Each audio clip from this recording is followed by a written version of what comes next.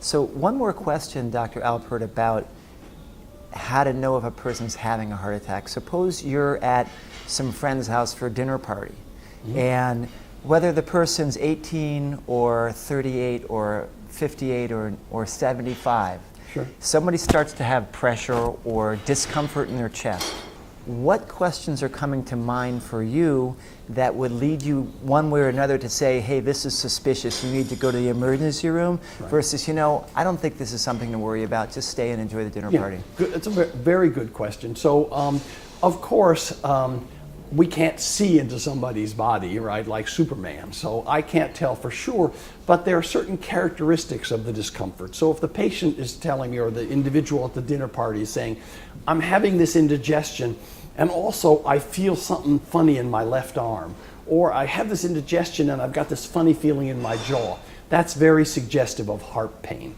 But if they're telling me, oh, I have this chest pain right there, that's almost certainly not a heart attack. So a very specific narrow, focused single place. area. That's very likely to be a spasm of a rib muscle. It's likely to be possibly a little rib arthritis where the rib bone meets the breastbone. And those things turn out to be more common, fortunately, than heart attacks. But sometimes people will describe it for you. Also, it depends upon who's telling you this. If it's an 18-year-old or a 21-year-old who exercises regularly and feels terrific and so forth, then it's much more likely to be a muscle thing or an indigestion. If it's somebody who has a long history of a hiatus hernia and indigestion and so forth, it's more likely to be that. But we can't be 100% sure. We can be, I would say, 90+% sure in many cases and say, no, this isn't anything.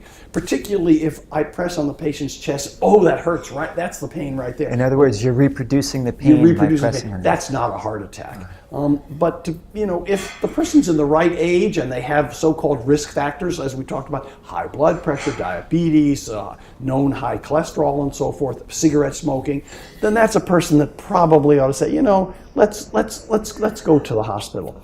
So, I'll give you an example. So, a year ago, I go every January, early in January, to New York City to meet with a group of publishers because of my job as editor of the American Journal of Medicine. I'm one of the judges on the best scholarly books of the year. So one of the fellows there, who I've been doing this for a number of years, I could see he didn't seem very happy. So, I said to him, so-and-so, you look like you're uncomfortable. He says, I'm having this discomfort, or, this pain right here, and, he was, in his 50s. He didn't have a huge number of risk factors, but I couldn't be sure. And I said, you know what?